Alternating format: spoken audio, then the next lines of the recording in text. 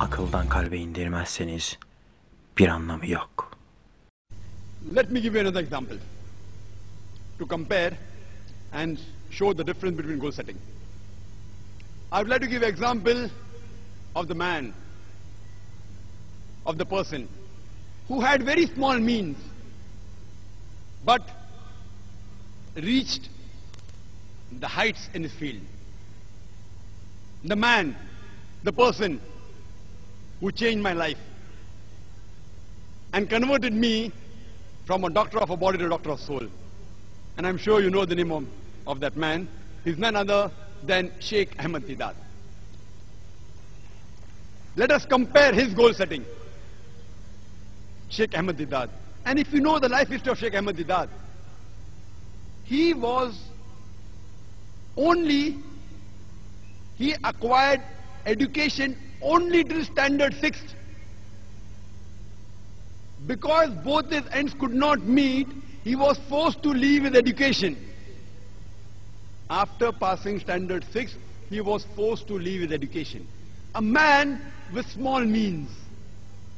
He was forced to leave the country India where he was born.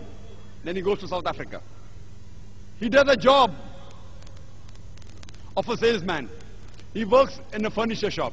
He does the job of driving, etc. And while he was in South Africa, he used to constantly be harassed by the Christian missionaries, who used to tell Islam is a useless religion.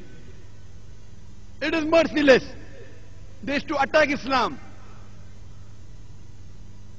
And because he used to get harassed, a desire came in his heart that I want to reply all the allegations against Islam made by these Christian missionaries.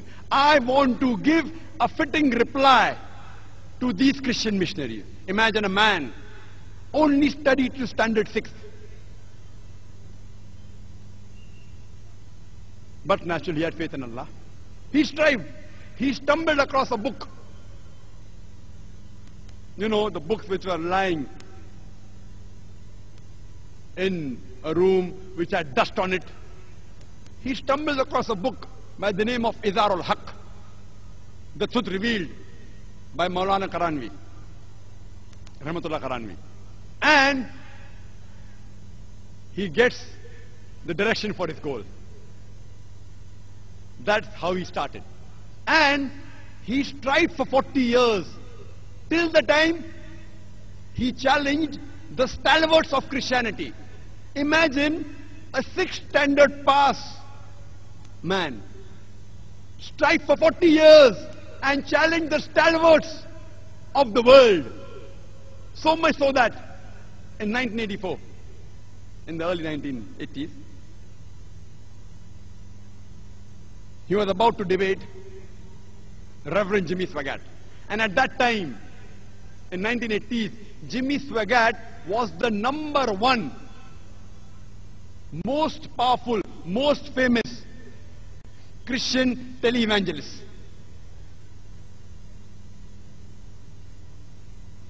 Just a few weeks before his debate, one of the fans of Sheikh Deedat told him that Sheikh Ahmed Deedat, I'm your fan, but I want to give you an advice. This man Jimmy Swaggart, I know him. I have studied him. Please don't debate him.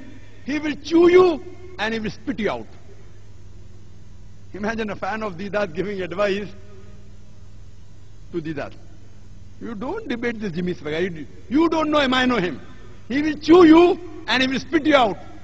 The person who was the most famous televangelist, who owns television channels, whose budget was more than $1 million a day to keep his head above water.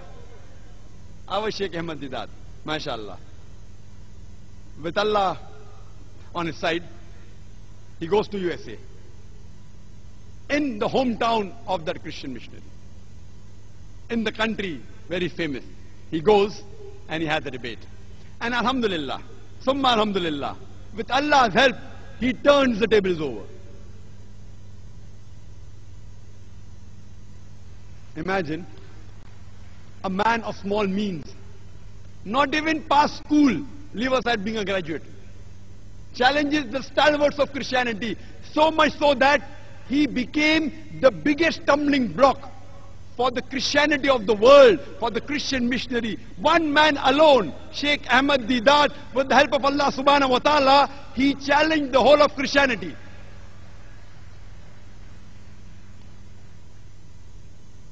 Let's analyze his goal setting. Number one, the Islamic. Was it Islamic?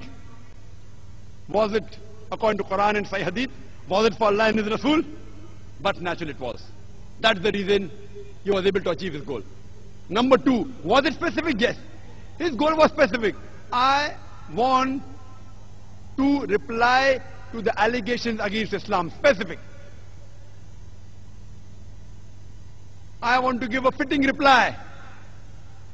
Remove the misconceptions about Islam that is there in the minds of the non-Muslim. Number three, was it lucrative? Was it profitable? He wanted profit in Akhirah. And inshallah, Allah will grant him Jannah, inshallah. But besides being profitable in the Akhirah, it even profited him here. You know, a number 6 standard pass man, in 1986, he gets the biggest award in the Muslim world. He is awarded the King Faisal Award for service in humanity. A 6 standard man. He didn't do for the award. Maybe he got $200,000. He didn't do it for that. Maybe for the gold King Faisal Award. He didn't do it for that. He did for Allah and His Rasul. Allah profits him in Akhirah and even in this world. Lucrative. A. Was it apt? Was it appropriate? Very apt. At the right time. His style, everything at that time. When the Christian missionaries were hammering the Muslims, our morale was at the lowest.